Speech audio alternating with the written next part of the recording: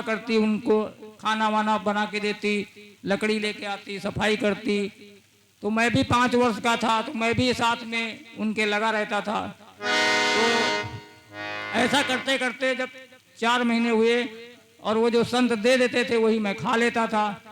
तो उनकी प्रसादी खाते खाते मेरा मन है एकदम शुद्ध हो गया। अब शुद्ध हो गया तो जब संत जाने लगे तो मैंने भी उनसे कहा कि महाराज हमको भी ले चलो। तो संत कहने लगे बेटा अगर तुमको ले जाऊंगा तो तुम्हारी माँ गाली देगी, बोलेगी कि 4 महीने सेवा किया और बाबा जी हमारे लड़के को भी लिए जा रहे हैं। तो नारद जी से कहा कि बेटा तुम यहीं रहो और हम तुमको मंत्र दिए देते हैं, तुम इसका जाप करना और जब समय आएगा तो तुम खुद चले जाना। ऐसा कहकर संत तो चले गए। अब नारद जी बैठे तो अपन खेलने नहीं जाते थे, एक कोने में बैठ के माला वाला किया करते थे। तो माला करते रहते थे। तो इसी तरह धीरे धीरे दिनचर्या बीतती गई। और एक दिन क्या हुआ, उनकी जो माँ थी वो शाम का समय था, वो दूध धोने गई। तो जब दूध धोने गई तो रास्ते में अंधेरा था और एक सर्प ने उनकी माँ को डस लिया, छू गया तो उसने डस लिया, सर्प का काम ही है। तो डस लिया तो उनकी माँ वहीं पे गिर पड़ी। तो जो गांव के और आदमी थे उन्होंने आके बताया कि अरे तुम यहाँ पे माला जप रहे हो, तुम्हारी माँ को वहाँ पे सांप ने काट लिया और वो मर गई। तो नारद जी पहले तो अंदर से बहुत खुशी हुए, लेकिन सोचा अगर मैं खुशी होऊंगा तो गांव वाले सोचेंगे कि देखो उनकी माँ मर गई और ये खुशी हो रहे हैं। तो मैंने अपने अंदर ही अंदर सोचा कि अनुग्रह मन्य माना, मैंने अनुग्रह माना कि ईश्वर ने हमारे साथ बहुत अच्छा किया। हम यही चाह ही रहे थे कि ये निपटे तो हम जंगल को जाएं, और वही हुआ। तो अंदर ही अंदर नारद जी चुपचाप आए और अपनी माँ का जो करना था क्रियाकर्म किया और तुरंत ही प्रातिष्ठ दिशमुत्तरान और उत्तर दिशा की ओर चल दिए। उत्तर दिशा यानी हिमालय। और जब हिमालय पहुंचे तो वहां पे घनघोर जंगल में पहुंचे और वहां पे एक पीपल के वृक्ष के नीचे नारद जी ने समाधि लगाई और वहीं पे मंत्र जाप चालू कर दिया।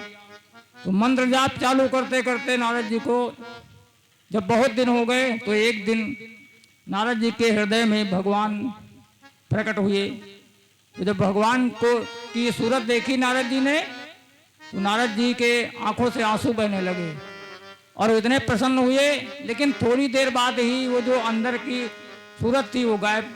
अब जब गायब तो नारद जी ने फटाक से आंखें खोली और जब आंखें खोली तो देखा कि वहाँ कोई है ही नहीं। अब कोई नहीं देखा तो नारद जी व्याकुल होकर इधर उधर भागने लगे। तो अब वहाँ जंगल में कोई था ही नहीं। तो जब इधर उधर परेशान हुए तो तुरंत ही आकाशवाणी हुई। तो आकाशवाणी कहती है कि अविपक्व कसायाणाम दूरदर्शो अहम कुयोगिनाम, बेटा अभी तुम पक्के साधु नहीं बने हो, अभी तुम आधे कचरे हो, अविपक्व यानी अभी कच्चे हो। और तुम जैसे योगियों के लिए भी हमारा दर्शन, ये तो दर्शन है बहुत ही दुर्लभ है, तो अभी और साधना करो। तो नारद जी कहते हैं कि जब तुमको अंतर ध्यान होना था तुमने दर्शन क्यों दिया। तब आकाशवाणी कहती है कि मैंने दर्शन इसलिए लिया कि शायद तुमको विश्वास हो जावे कि भगवान होते हैं, क्योंकि बहुत आदमी सोचते हैं कि भगवान होते ही नहीं। इसके लिए मैंने तुमको दर्शन दिया तुम्हारे हृदय में कि तुमको विश्वास हो जावे। और ऐसा कहकर आकाशवाणी शांत हो गई। अब नारद जी का और ध्यान से बैठ के उसी पीपल के नीचे समाधि लगाया और बहुत सालों तक समाधि लगी और नारद जी को पता ही नहीं पड़ा। और एकदम से बिजली कड़की और नारद जी का प्रलय आ गई और जो नारद जी का शरीर था वो वहीं पड़ा रह गया और आत्मा निकल के ब्रह्मा जी के पेट के अंदर चली गई। और उसी समय प्रलय हुई तो ब्रह्मा जी भी पूरी समस्त सृष्टि को लेकर नारायण के पेट में चले गए। और जब अगली बार अगला कल्प में नारद जी का प्राकट्य हुआ तो ब्रह्मा जी के जो 10वें ऋषि थे उनके रूप में ये नारद जी का प्राकट्य हुआ था। तो जब नारद जी ने इस प्रकार बताया तब व्यास जी कहते हैं कि नारद जी तुमने हमारे पे बहुत अनुग्रह किया है और अब ऐसा करो हमको भी थोड़ा ये भागवत का सुना दो। तब नारद जी ने उनको सुनाया। तो अब नारद जी वहाँ से चले गए तो व्यास जी क्या करते हैं कि व्यास जी अपने आश्रम से उठे और सरस्वती नदी में स्नान किया और स्नान करके और सामने ही व्यास जी की गुफा थी वहाँ पे बैठ गए और बैठकर श्रीमद् भागवत की रचना करने लगे। और जब भागवत की रचना करने लगे तो रचना तुरंत ही करते करते 18,000 श्लोकों की ये श्रीमद् भागवत पुराण की रचना कर डाली। बोलो श्रीमद् भागवत महापुराण की। अब जब रचना हो गई तब अब व्यास जी सोचने लगे कि अब ये किसको सबसे पहले किसको सुनाया जाए, क्योंकि ये परमहंस संहिता है। और अब उनको याद आया कि अरे मेरा बेटा था वो तो बहुत बड़ा बैरागी था, पहले ही चला गया था पैदा होते ही, लेकिन अब उसको हम ढूंढे तो कहाँ ढूंढे, पता नहीं कहाँ कोई गुफा में बैठा होगा समाधि लगाकर। तब व्यास जी ने क्या किया, उनके जो 4 शिष्य थे उनको उन्होंने 1-2 श्लोक रटा दिया और बोले कि तुम लोग जंगल जाते हो और वहीं पे गुनगुनाया करना। तब वो जब शिष्य जाते संविधा लेने तब वो वहीं पे वो श्लोकों को गुनगुनाते। तो एक दिन एक शिष्य जहाँ पे सुखदेव जी वो गुफा के अंदर समाधि लगाकर बैठे हुए थे वहीं पे जाकर उस शिष्य ने एक श्लोक गाया और ये श्लोक वेणु गीत का है जो 10वें स्कंद में है। इसमें भगवान के स्वरूप का वर्णन करते हुए कहते हैं कि बरहा पीड़म नटवर बपो कर्णयो कर्णिकारं बिभ्रदवासा कनककपिशं वैजयन्ती चमानां रन्धार वेणुरधर सुदया पूरयन् धूपवृन्दै वृन्दारण्यं स्वपदरमणं प्राविशत् कीर्ति। तो इस लोक का भाव जब सुखदेव जी ने सुना कि मोर का पंख, मोर के पच्छे मतलब पंख का मुकुट लगाए हुए भगवान कृष्ण अपने ग्वाल बालों से घिरे हुए गैया चराते हुए वृंदावन में प्रवेश कर रहे हैं। तो जब अब सुखदेव जी निर्गुण ब्रह्म का ध्यान कर रहे थे तो ये मुरली वाला तुरंत ही सुखदेव जी के हृदय में पहुंच गया। सुनते ही कानों के द्वारा सुखदेव जी के हृदय में प्रवेश कर गया और जो ही मुरली वाले के दर्शन सुखदेव जी ने किया तो उनकी समाधि तुरंत ही खुल गई। लेकिन सोचा कि यह इतना नटखट है और जो जितना रूपवान होता है उसके उतने ही नखरे होते हैं। तो अगर हम इसके पीछे जाएंगे और वो अलग जाएगा और तो हम ना इधर के रहे ना उधर के, तो इससे अच्छा है ब्रह्म का चिंतन करो। तो फिर दोबारा ब्रह्म का चिंतन करने लगे। तो जब ब्रह्म का चिंतन करने लगे तो दोबारा एक दूसरा जो शिष्य था उसने श्लोक सुना दिया।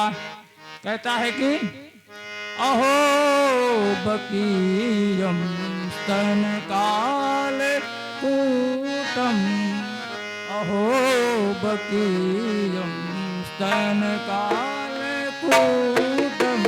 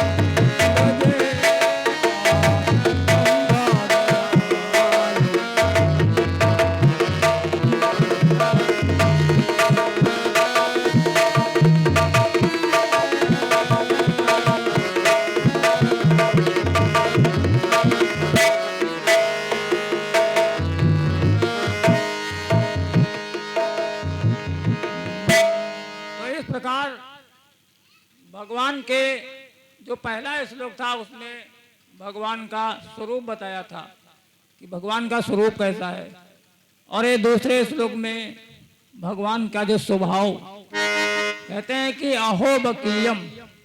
बकी यानी जो बकासुर की बहन थी उसका नाम था पूतना, लेकिन सुखदेव जी कहते हैं बकी।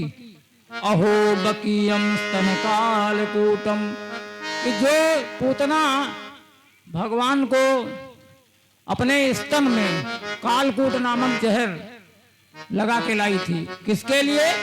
जिघांसया यानी अंतिम इच्छा, यानी उनको मारने के लिए। अच्छा, जहर लगा के आई थी, किसके लिए आई थी? भगवान को मारने के लिए आई थी ना। तो सुखदेव जी कहते हैं कि जिघांसया, लेकिन भगवान ने क्या किया?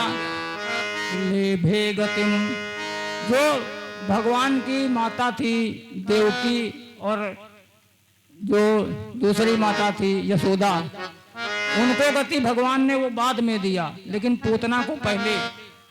लेभे गतिम धातुकिताम ततोन्यम, अपनी माता को गति बाद में दिया, लेकिन पूतना मौसी को पहले गति दिया भगवान ने। तो कहते हैं कि ऐसा कौन होगा? कंबा दयालु, उनकी शरण में जाना चाहिए। सुखदेव जी सोच रहे हैं कि अब ये निर्गुण ब्रह्म का ध्यान करने में कोई फायदा नहीं है, और ऐसे दयालु के चरण में हमको भी जाना चाहिए था। और हरे गुणासितमति भगवान बादरायणी, देखो भगवान के गुणगण इतने प्यारे हैं कि वो सहज ही अपने जो उनके भक्त होते हैं उनको आकर्षण कर लेते हैं। और भगवान का वही स्वरूप देखकर जो सुखदेव जी थे वो आकर्षण हुए, और वो चेला से कहने लगे कि भैया बहुत प्यारे प्यारे श्लोक सुना रहे हो, और सुनाओ। तो चेला कहते हैं कि भैया ज्यादा सुनना है तो हमारे गुरु जी के पास चलो। तो सुखदेव जी कहते हैं चलो। तो तुरंत ही अपने पिताजी के पास वेद व्यास जी के पास आए, और वहां पर वेद व्यास जी ने देखा कि जो पुत्र मेरा पैदा होते ही सन्यासी बन गया था और भगवान के जो गुणगण ने वापस उसको ले आया, तो उन्होंने अपने पुत्र को गले लगाया, और ये 18,000 श्लोक का जो ग्रंथ है श्रीमद् भागवत, अपने बेटे को विधिवत मध्यगानमयदाख्यानम, मैंने विधिवत उनको सुनाया, और फिर सुखदेव जी ने राजा परीक्षित को सुनाया। तो सौनक जी कहते हैं कि महाराज ये बताओ, चलो सुखदेव जी तो महात्मा थे, लेकिन परीक्षित को क्या जरूरत थी सुनने की? भाई परीक्षित को क्या, वो तो राजा थे, तो उनको क्या हुआ, ऐसा हुआ? तो कहते हैं कि विस्तार से कथा सुनाओ। तब सूत जी कहते हैं कि ऋषियों, ये उस समय की बात है कि यदा मृधे कौरव संजयाना वीरे स्वथो वीर गतिम गतेषु प्रकोदरा बुद्ध गदा भीमरस भगनोरुदंडे धृतराष्ट्रपुत्रे। ये उस समय की बात है जब महाभारत का अंतिम युद्ध, यानी सब खत्म हो गए थे, केवल दुर्योधन, और वो भी उसकी जो जंघा थी वो भीमसेन ने अपने गदा के द्वारा तोड़ दिया था, और वो एकदम मरणासन हालत में रणभूमि में पड़ा था। तो उसी समय उसका जो मित्र था अश्वत्थामा, वो आया और कहता है, मित्र तुमसे ये जो तुम्हारी हालत है ये मुझसे देखी नहीं जा रही है, और बुरा ना मानो तो एक बात कहूं, तुमने जितने भी सेनापति आज तक बनाए थे ना, वो सब मन से तो पांडवों की तरफ थे, केवल शरीर से तुम्हारी तरफ लड़ते थे बिना मन के, मन तो सबका पांडवों की तरफ था। तो दुर्योधन कहता है कि अब बताओ मित्र, तुम क्या कर सकते हो हमारे लिए? तो अश्वत्थामा कहता है कि बताओ तुमको क्या चाहिए? तो दुर्योधन कहता है कि मित्र हम 100 भाई थे और 100 में एक भी नहीं बचा, और पांडव 5 थे और 5 में किसी एक को भी आंच नहीं आई। अगर एक मर गया होता तो हमको शांति मिलती। तो अश्वत्थामा कहता है अच्छा ऐसी बात है, तुम मित्र एक की कहते हो, हम अभी जाता हूं और 5 का सिर काट के लाता हूं। और दुर्योधन कहने लगा ठीक है। तो अब इधर रात में अश्वत्थामा उधर गया शिविर में, लेकिन भगवान ने पहले ही अर्जुन भीम सबको कह दिया था कि भाई विजय की रात है तो चलो हस्तिनापुर में मनाते हैं, और यहाँ शिविर में क्या करोगे। तो भगवान सबको ले गए थे हस्तिनापुर। लेकिन जो द्रौपदी के 5 पुत्र थे वो पांडवों की सैया में पड़े हुए थे। तो ये अश्वत्थामा रात में गया और उन 5 जो उनके द्रौपदी के 5 पुत्र थे उनके सिर काट के ले आया, और रात में ही दुर्योधन के पास आया और बोला मित्र देखो, तुमने एक का कहा मांगा था, मैं 5 के सिर लेके आया हूं। तब पहले तो दुर्योधन को विश्वास नहीं हो रहा था कि भीमसेन अर्जुन ये सब महाबली हैं, उनको कौन मार सकता है। लेकिन जब उसने ध्यान से देखा दुर्योधन ने, तब कहा कि अरे अश्वत्थामा, तुमने तो हमारे वंश में पानी देने वाला भी नहीं छोड़ा, ये पांडव नहीं है, ये पांडव के पुत्र हैं। तो जब ऐसा सुना तो अश्वत्थामा घबराया, सोचा कि अब अर्जुन हमको जीवन नहीं छोड़ेगा।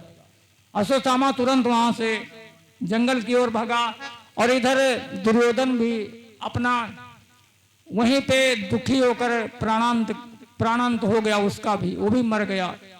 और अब इधर सुबह हुई तो द्रौपदी आई और शिविर में देखा कि उसके 5 जो पुत्र थे उनकी हत्या हुई पड़ी है, 5 के सिर नहीं है।